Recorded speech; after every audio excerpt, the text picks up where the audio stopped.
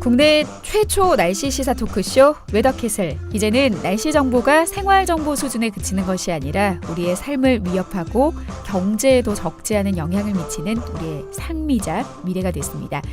매주 월요일 아침 출근길 여러분들의 하루를 날씨로 활짝 열어드립니다. 한 주간의 이슈가 됐던 날씨 소식을 웨더 커뮤니케이션즈 웨더캐스터들과 함께 심층 분석해 보도록 하겠습니다. 웨더캐슬 진행을 맡은 저는 날씨 칼럼니스트 맹소영입니다.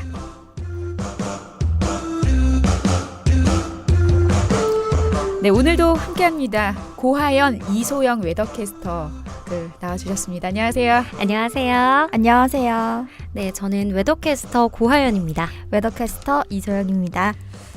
최근 좀 비가 자주 내렸어요. 네. 그렇죠. 이제 겨울에서 완전한 봄으로 가기가 참 쉽지가 않은데 꽃샘추위는 기후변화를 타지 않나. 맞아요. 변함이 없네요.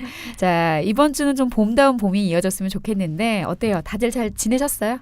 저는 조금 아쉬운 한 주를 보냈어요. 왜요? 저는 이제 지난주에 여행을 갔다 왔는데요. 갑자기 막 비도 내리고 날씨도 너무 추워지고 하면서 입고 있던 옷이 너무 추워가지고 겉옷을 껴입어야 될 정도더라고요. 야, 이게 여행에서 날씨가 안 따라주면 그거만큼 속상할 수가 없는데. 그럼요. 네.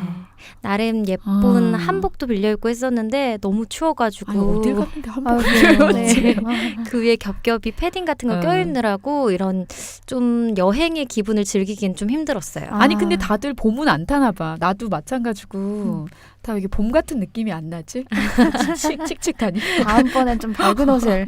우리 좀 의상 좀 신경을 써야 될 것 같은데요. 네, 조금 이제 그쵸? 봄 느낌 나는 화사한 그렇습니다. 기분으로 다음 주에는 우리 소영 씨는 어떻게 보냈어요? 또 말씀하신 것처럼 비나 눈이 많이 왔잖아요. 음. 그러면 저는 또 웨더캐스터랑 또 웨더캐스를 하다 보니까 이제 음. 비나 눈이 왔다 홍보 이러면 또 시작했어요. 이제 습관적으로 이제 앱이나 이 초록창 있잖아요. 그 초록창을 보는 게 아니라 기상청에 들어가서 레이더 영상 같은 걸 좀 봅니다. 이게 얘 언제 오나? 네. 시간당 몇 밀리미터의 비가 내리고 있나? 어머 네. 전문적이에요. 아니 뭐 어. 자기 자랑이 아니라 진짜 봅니다. 그래서 비구름이 뭐 어디쯤 오고 있나, 어. 또 어디서 오고 있나 이런 걸 좀 살피거든요.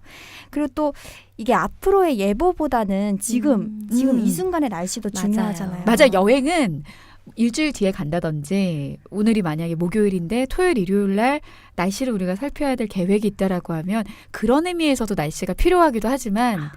오늘 당장 오후나 아니면 지금 이게 어떻게 되나 맞아요. 그것도 되게 중요한 것 같아요. 그렇습니다. 또 기상캐스터가 또 되면 날씨 지금 현재 날씨를 온몸으로 느끼는 게 좀 중요한 것 같아요.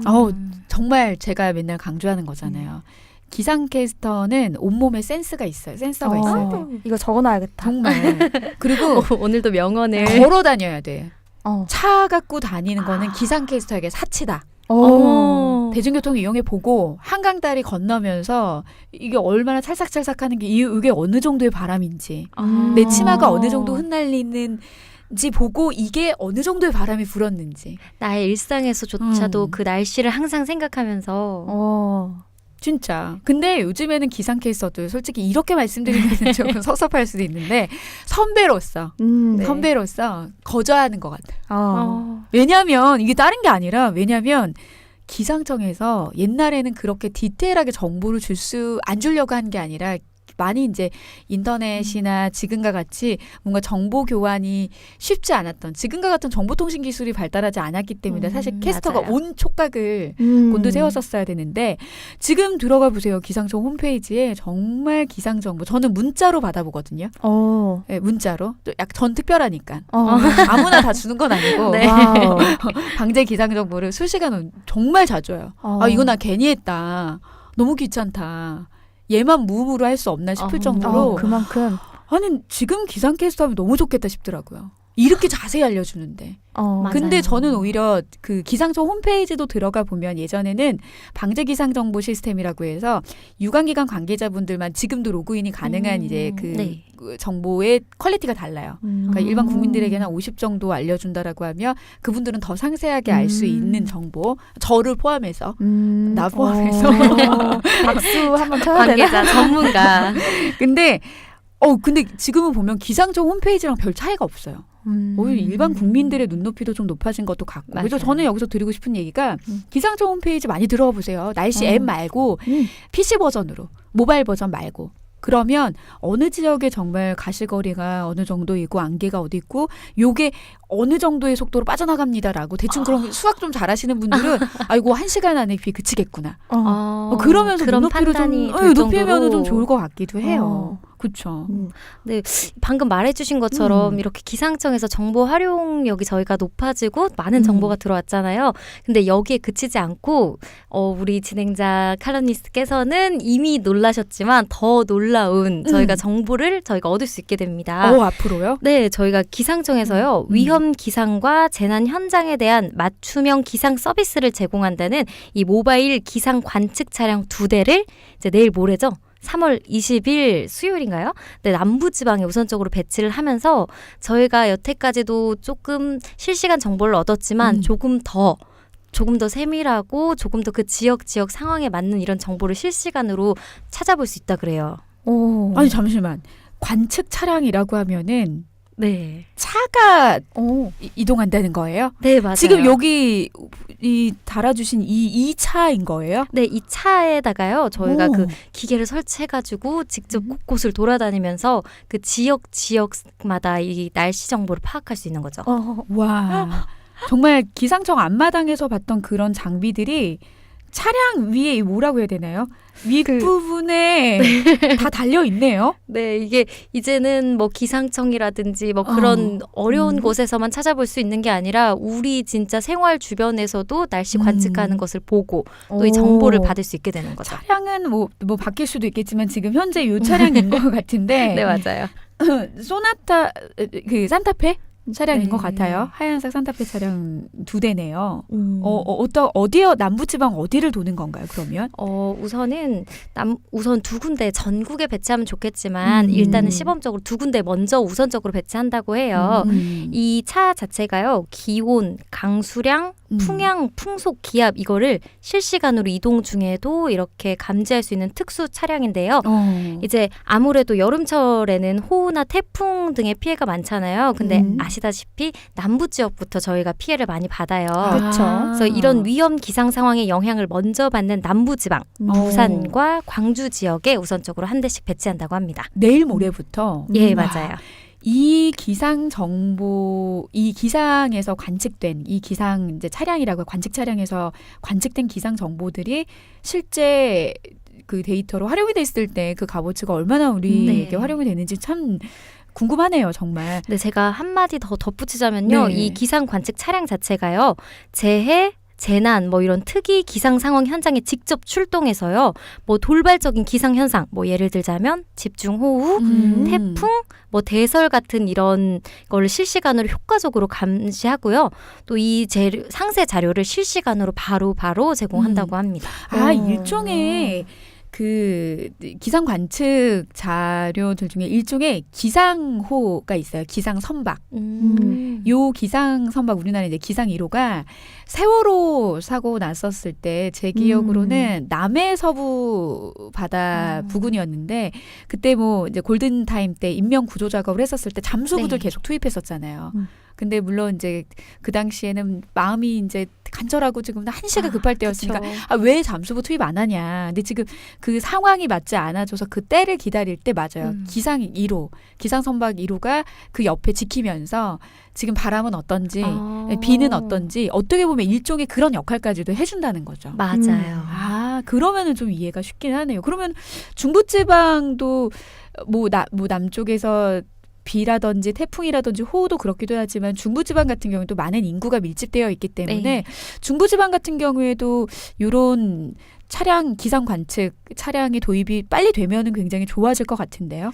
네, 중부 지방에서도요. 뭐 강릉에 위치한 제기상연구센터에 저희가 2대 정도를 이용할 예정이라고 하고요. 네, 또 2020년부터는 이제 대기 상층까지 저희가 이제 단순 옆에 2차원이 아니라 3차원으로 이렇게 더 넓은 곳까지 입체 관측이 가능한 이 모바일 기상 관측 차량을 저희가 서울, 경기, 충청, 이 제주도 등에도 추가적으로 배치할 계획이라고 합니다. 아니 말이 2022년, 20년이지 지금 19년이죠. 19년이니까 네, 당장 얼마 안 남았어요. 내년부터 굉장히 질 좋은 이 기상 자료들을 우리가 수집을 받아서 더 정밀한 어떤 이제 자료들을 토대로 기상 정보를 좀 얻을 수 있을 것 같으니까 굉장히 어떻게 보면 이 재난으로부터 국민의 안전을 지켜줄 수 있는 기회의 질?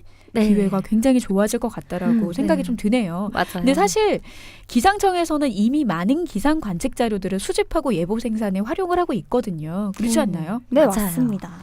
그 우리가 알고 있는 그 날씨가 변화한다라고 하는 그 대기는 대륙권이라고 하는데요. 이 대륙권은 사실 전체 대기권의 10에서 한 12km밖에 맞아요. 안 되거든요. 그러니까 날씨 현상이 나타나는 전체 대기권 중에 한 우리 지상의 한 11, 12, 한 비행기 지나다니는 정도 선 안에서가 사실 공기들이 밀집해 있기 때문에 그 안에서 나타나는 날씨 현상 자체를 관측하는 것도 사실 쉽진 않죠. 그렇죠. 맞아요.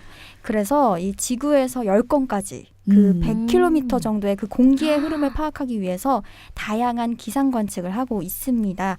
또 기상청은 그 지상 기상 관측을 비롯해서 고층, 해양, 레이더, 항공, 지진과 같이 다양하게 분류별로 기상 관측을 수행하고 있는데요. 이 지상 기상은 590개소. 거의 한 어머. 600개소에 해당되는. 그쵸. 네. 이렇게 운영을 하고 있고 고층 기상 관측 장비로는 레이존대라고 하는 것을 6개 운영하고 그 있고요. 헬륨가스 넣어가지고 풍선 같은 거 시간마다 맞아요. 띄워가지고 센서를 걔네를 다루는 거야. 맞아요, 아. 맞아요. 걔네가 어느 정도 일동 고도에서 기온값, 기압값, 풍향값. 어머. 왜냐면 우리가 날씨라는 거는 한 층에서만 일어나는 것이 아니라 정말 맞아요. 입체적인 어떤 3차원의 공간에 그리고 공기들이 또 가만히 있질 않잖아요. 맞아요. 계속 움직이기 때문에 이런 레윈존대 6개소 운영하고 있고요. 또 네, 또 연직 바람 관측 장비, 그리고 라디오미터 9개소를 운영하고 있습니다. 또 해양 같은 경우에는 우리가 왜 바다 보면 노란색 같은 거 둥둥 떠다니잖아요. 맞아요. 이게 맞아요. 노란색 동동동동. 그렇죠. 네, 그런 것도 운영 아. 해양 기상 부위라고 하는데 그것도 운영을 하고 있고 또 파고 부위, 등표 기상 관측 장비 9개소, 선박 기상 관측 장비 14개소, 그 연안 쪽에 있는 방제 관측 장비 18개소, 또 파랑개 1개소, 또 앞서 말씀하신 것처럼 세월호 사고에 이용이 됐던 그 해양 기상 관측선도 운영을 하고 있습니다. 이거는 한 척의 네, 그쵸. 기상 1호선이 운영되고 있고요. 또 기상 레이더 같은 경우에는 또 전국에 11개소 운영을 하고 있습니다. 또 낙뢰와 관련된 낙뢰 관측 장비 21개소, 또 항공 기상 관측 장비 8개소, 지진 관측 장비 159개소. 이렇게 어마어마하네요. 다양하게 관측 업무를 하고 있습니다. 제가 생각했던 것보다도 훨씬 더 많은 곳에서 많은 수의 장비들을 사용해서 그렇죠. 지금 관측이 되고 있는 것 같아요. 그렇죠. 맞습니다. 왜냐면은 이게 사실은 기상청이 보유하고 있는 관측 장비인 거였지 사실 지자체에서도 자체적으로 관측하고 맞아요. 있는 게 있고 레이더 같은 경우에는 국토 해양부에서도 네. 국토해양부에서도 관리하는 것들도 있기 때문에 이런 것까지 사실 다 표준화시켜서 준다라고 하면 더 정밀하게 볼 수 있는 거죠. 그러니까 그만큼 다양한 곳에서 기상 관측을 한다라고 하는데요. 사실 이 관측이 왜 이렇게 중요하냐면 예보 생산되는 과정, 우리가 내일 비가 오는지 아니면 언제 뭐 맑아지는지 추워지는지 이 기상 예보라고 하는 거는 사실 관측에서부터 시작이 되거든요. 이런 것들 기상 실황을 파악을 해서 정보통신 그 기술을 활용을 해서 여러 데이터들을 수집을 하는 거죠. 그리고 이런 거를 처리하고 분비한 다음에 슈퍼컴퓨터 이야기 많이 하세요. 그쵸. 그러니까 슈퍼컴퓨터는 예보를 한다라기보다는 굉장히 계산 속도가 빠른 그런 어떤 컴퓨터라고 보시면 돼요. 예를 들면 46억 명이 동시에 생각하는 1년 동안 계산해야 될 양을 1초에. 1초에. 그 정도로 빠른. 그러니까 어마어마한 계산 능력. 그러니까 많은 분들이 예보 안 맞으면은 슈퍼컴퓨터 다 되게 많이 하거든요. 근데 얘는 이렇게 실시간으로 변하고 지금 조금 전에 정말 길게 기상청에서만 보유하고 있는 관측 장비 말씀하셨잖아요. 네. 그러니까 얘네들이 계속해서 산출하는 정보들을 수집하고 계산하고 뭐하고 취합해야 되는데 이걸 슈퍼컴퓨터가 해준다는 거죠. 진짜 슈퍼다. 슈퍼컴퓨터가 진짜. 없으면 어마어마하다. 저희가 며칠 몇십 년 이렇게 매달려서 해야 될 정보를 한순간에 이렇게 해주시는 거죠? 그렇죠. 그리고 이게 수치 예보 모델이라고 하는 게 일종의 수식이에요. 그러니까 기상 쪽, 대기과학 쪽에서 다양한 학문적인 연구를 하고 이제 분들께서 정교한 수식을 만드는 거죠. 그러니까 어떠한 미지수가 들어가 있는 수식들이 정교하면 정교할수록 그 값이 정확도가 높아질 수밖에 없겠죠. 그러니까 한 사람만이 일하는 것이 아니라 여러 사람이 어떻게 합작의 작품이 기상 예보 생산이라고 볼 수 있는 거예요. 그럼 이도 다 되는 게 아니에요. 딱 짜잔 하고 나왔죠. 이걸 가지고 국민들한테 바로 말하는 게 아니라 지금의 또 기상 실황, 그다음에 수치 모델의 성능, 그다음에 예보관의 지식과 풍부한 경험. 예보관님들이 이런 말씀 많이 하시거든요. 예보의 그러니까 기상캐스터들이 예측과는 달리, 예상과는 달리 이런 말들을 좀 싫어하시는 이유가 뭐냐면 네. 우리들의 30년의 예보 경험을 뛰어넘는 날씨가 나타나고 있다. 예측에 벗어나는, 그러니까 99%, 1%의 불가능성도 우리 무시 못한다. 그러니까 이런 것들에 대한 판단이 합작이 돼야지만 나타나는 게 사실 기상 예보인 건데 거기에 아주 기본적인 역할을 해주는 게 관측이라는 거죠. 근데 또 우리나라 같은 경우는 왜냐면 이렇게 육지 같은 데는 관측 장비 심으면 되잖아요. 뭐 띄울 수 있지만. 근데 그렇죠. 우리나라는 삼면이 바다잖아요. 그렇죠. 그 부위 제가 예전에 들었을 때 가격이 어마어마한 걸로 알고 있어요. 음. 바닥에다 이렇게 달아가지고 부위가 둥둥 떠다니는데 태풍 한 번 오고 나면 그거 유실되거든요. 운 좋으면은 뭐 다시 수리해서 뭐 이럴 수도 있지만 희박하죠.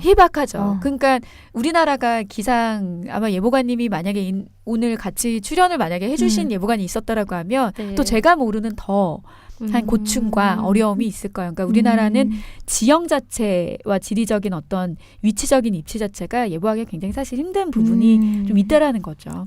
근데 이런 것들을 조금 더 상세한 정보들이 추가가 네. 돼서 한다라는 게. 이렇게 힘든 예보 과정을 다양한 기술력으로 다양한 정보를 또 정확하게 또 세밀하게 해서 이렇게 정교하게 전달을 하는데 또 우리 시민들이 느끼기에는 이것도 정교하지 않고 잘 맞지 않을 때가 있잖아요. 뭐 내가 체감할 때는 나의 체감과는 맞지 않은 날씨가 있을 때도 많고. 맞아요. 이게 틀린 건지 네. 내가 못 느끼는 건지 내가 그때 그 자리에 없었던 건지. 근데 여기에도 다 이유가 있어요. 이제 기상청에서 이렇게 기상 데이터를 관측하잖아요. 근데 이거를 정말 순수하게 자연 현상만 이렇게 관측할 수밖에 없어요. 그러니까 그냥 기온이 37도다. 그럼 오늘의 기온은 37도가 되지만 뭐 내 주변에 차가 많아서라든지 인공열이 많아서라든지 내가 사는 곳은 더 더울 수도 있고요. 아니면 마침 이 주변에 뭐 바람 나오는 기계가 많아서 내가 있는 건 더 시원할 수도 있고 이런 체감이라는 거는 지역마다 그 상황마다 다르단 말이에요. 하지만 그거는 기록값으로 인정을 하지 않고 딱 오로지 측정된 관측소에서 측정한 그 값만을 가지고 이게 딱 내기 때문에 누군가가 느끼기에는 내가 지금 느끼고 있는 날씨랑 좀 많이 다르다 이렇게 생각할 수도 있어요. 예를 들면 서울의 대표 기상관측소는 저기 그 종로구 송월동 네. 가보셨어요? 저는 서울 가봤어요. 기상관측소. 네. 이런 말 해도 되나?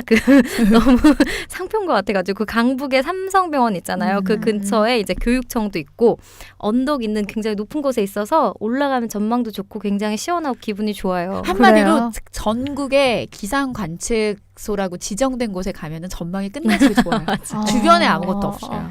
내려다보는 곳. 가봐야겠다. 전망을 보고 싶으실 때는 그런 데 그래요. 가시는 것도 왜냐하면은 인공적인 바람을 빌딩풍이라고 해서 바람과 바다 사이에서는 그 바람의 세기가 세지잖아요.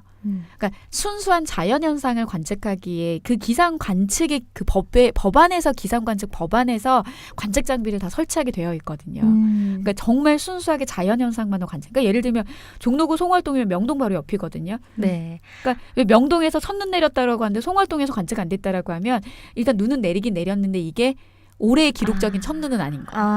그러니까 이게 뭐 내가 봐야 첫눈이고 내가 인정 못하는 첫눈 뭐 약간 그런 느낌일 수도 있는데 대표 관측 지점에서를 기록값으로 지금까지는 좀 인정을 했을 때 우리가 좀 체감하기 어려운 부분이 있었는데 이게 우리의 근처에서 왔다 갔다 돌아다니면서 관측하는 데이터로 우리의 공유가 되는 부분 일정 부분에서는 실제 체감하기 좋은 기상 정보로 활용하기 굉장히 좋을 것 같아요.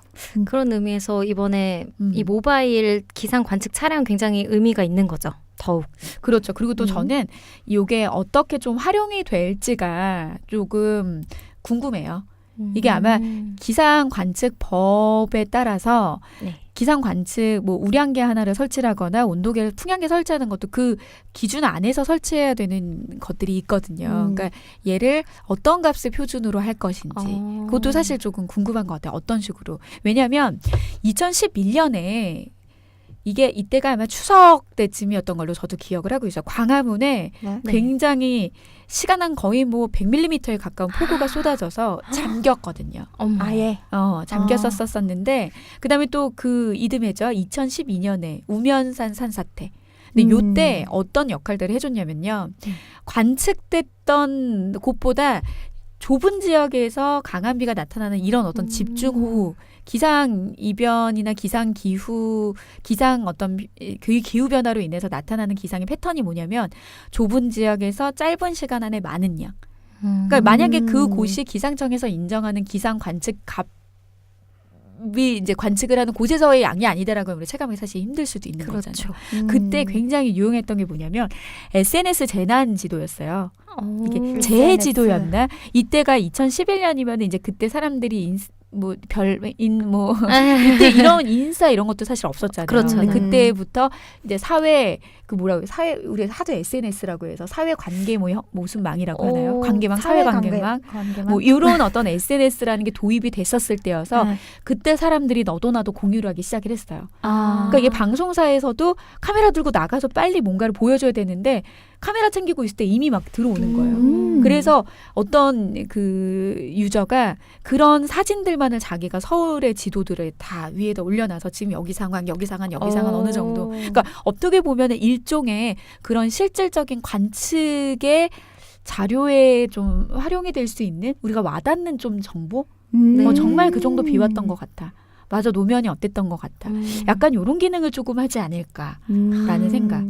근데 그렇게 되면 쉴 새 없이 운전하고 다니셔야 될 것 같은데요.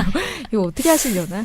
뭐 차량 2대로는 안 될 것 같은데 부산하고 광주 하나 갔다 어떻게 2대 갔다가 시간이 있으실까? 차량은 2대지만 이제 운전하시는 분은 2분이 아니시지 않을까요? 아마 근데 이게 종일 다닌다는 건 사실 아닐 거예요. 근데 그쵸. 사실 저도 그러니까 너무 궁금해요. 이게 어떤 식으로 좀 활용이 될까? 우리 예전에 좀 비슷했던 거 좀 있지 않나요? 이게 일종의 이렇게 말해도 될 것 같아요. 우리가 왜 불법 주정차 단속을 일일이 하는 게 아니라 그 시내버스 운전하는데 고성능 카메라를 달아서 이렇게 불법 주차하는 예전에 거 그런 적이 단속이 있었어요. 맞아요. 가능하게 됐잖아요. 약간 이렇게 생각하면 좋을 것 같아요. 저런 걸로 이제 이 경우에는 사람들이 굉장히 많이 당황하고 놀랬다고 저는 들었어요.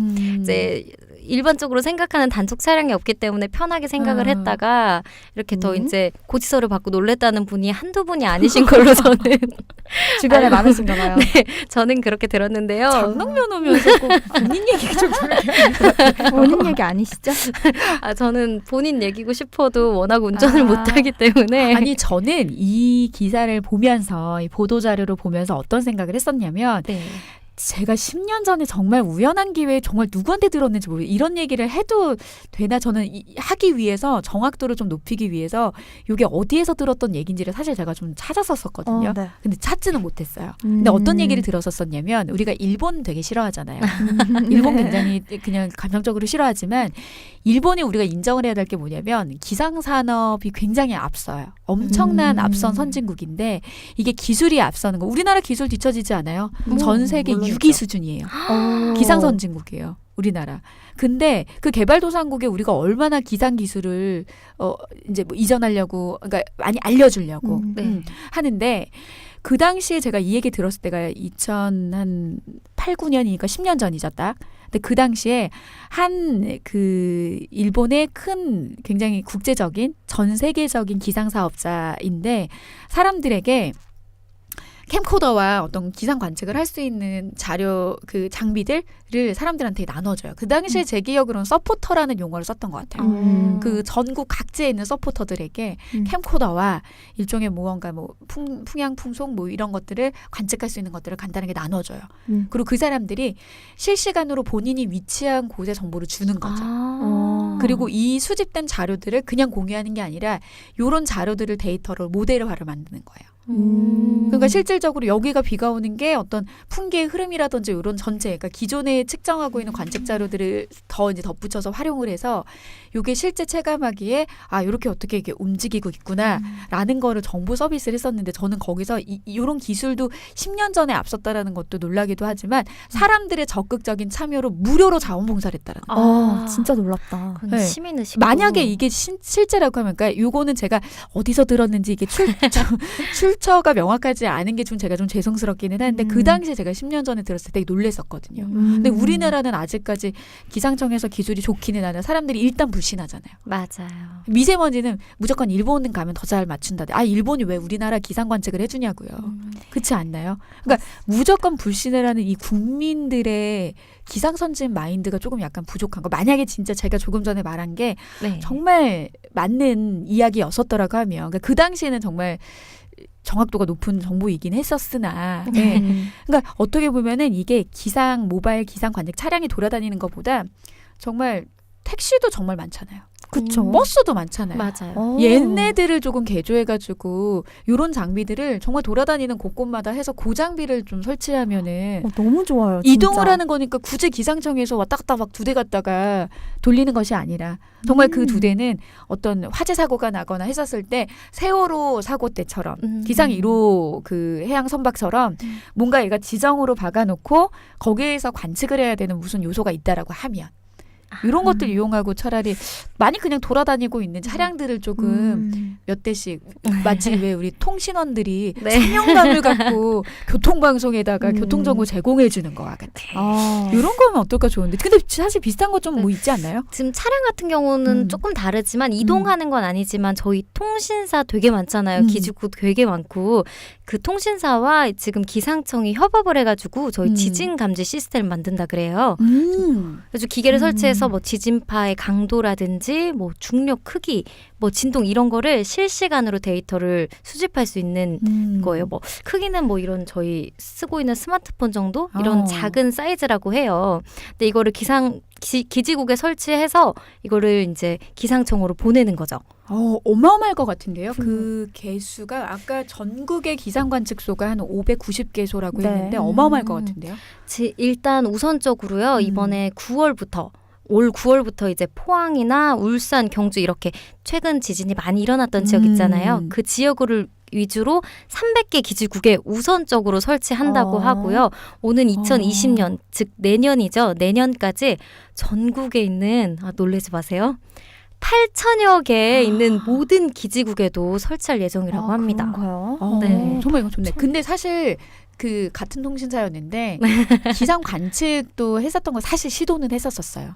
근데 이제 실질적인 지금은 응용을 잘 못하는 게 이것도 약간 이 방송을 듣고 계신 국민들 포함해서 마인드가 그 곳에서 정밀하게 관측된 자료들을 기업은 이윤이 남아야 되잖아요. 우리가 그렇죠. 그 곳에서 이제 투자를 하고 뭐 요 핸드폰만한 조만한 장비라고 하지만 이거를 어떻게 보면 8천 개의 맞아요. 기지국에 다 설치하려면 그 사실 돈인데 그 돈을 다시 걷어들일 정도의 수익이 나지 않는다는 게 이게 날씨 정보가 공공재 역할이 너무 큰 거예요.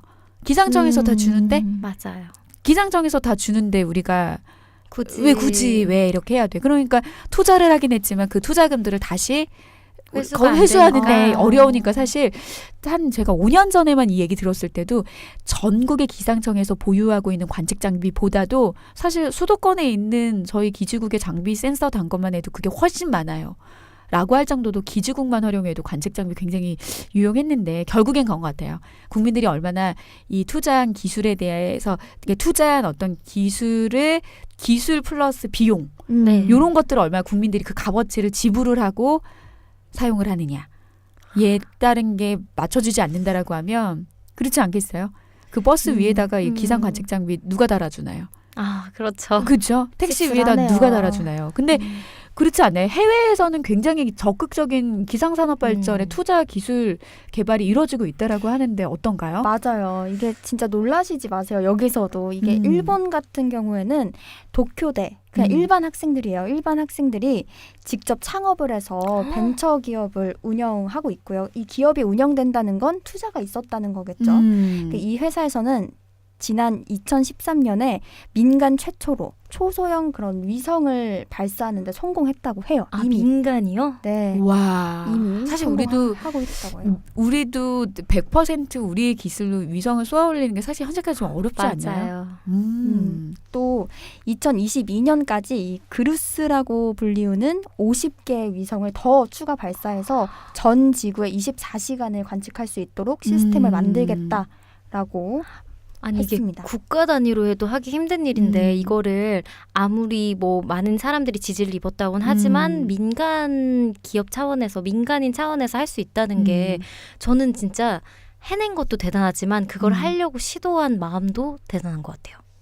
그러니까 이게 정말 다른 게 그 기상 전문인 협회라고 있어요. 네. 기상청에서 이제 예보업 하신 분들이 이제 퇴직하시고 나서 협회로 이제 전문 인력들, 사실 그분들이 사회에서 할 수 있는 역할도 굉장히 많아요. 왜냐하면 전 세계의 경제의 80%가 날씨의 직간접적인 영향을 받을 정도로 날씨하고 연관이 안 된 산업들이 없거든요. 근데 여전히 지자체에서 당연하게 제공해줘야 되는 어떤 정보를 인식되기 때문에 거의 그냥 자문관 활동으로 대부분 많이 활동을 하시거나, 그리고 최근에 또 그 지역청에서 청장님까지 하셨던 분이 네. 고 기상인 전문 협회 인력들과 이제 이렇게 모여서 서울단비라고 해서 하나의 어떤 스타트업 창업을 하셨어요. 근데 사회적 기업이에요. 그러니까 다들 아시겠지만 사회적 기업인 이윤 창출이 목적이 아니거든요. 그렇죠. 그러니까 날씨 쪽에서 오래 계셨던 분들이 모두 입을 모아서 하시는 말씀이 돈은 안 된다. 정말 필요한 정보인데 돈이 안 된다. 저도 포함해서. 우리도 포함해서. 그러니까 맞아요. 사람들의 기술도 도입이 되고 해야 되는 부분이기도 하지만 많은 분들이 여기에 투자된 기술과 어떤 연구 인력이라든지 이런 것들에 대해 사용된 비용들에 대한 어떤 정당한 가격을 지불하고 정확도를 높이게. 그다음에 나중에 기술 예보 기술도 발달이 된다라고 하면 선택적으로 쓸 수 있잖아요. 내가 돈이 좀 비싸도 나에게 더 정확한 정보를 주는 회사에 나는 기상 정보를 쓰겠어. 맞아요. 라고 하기 위해선 결국에는 기상 산업이 발전을 해야 되는데, 기상청에서도 민간에 많이 이전을 하고 있다라고는 하지만 기상청에서의 역할이 어느 정도까지 해야 될지 좀 약간 욕심도 좀 버려야 돼서 민간에게 많이 좀 줘야 되는 이런 부분들도 분명히 있어요. 그러니까 약간 너무나도 보수적인 시각에서 그래도 기상청인데 우리가 라고 하는 것들도 조금 버리고 민간이 좋은 기술 개발을 할 수 있도록 하는 것도 굉장히 중요한 것 같고, 어때요? 그 정확도 높은 앱이나 뭐나 나오면 돈 주고 사시겠어요? 저는 의향이 있습니다. 얼마면 돼요?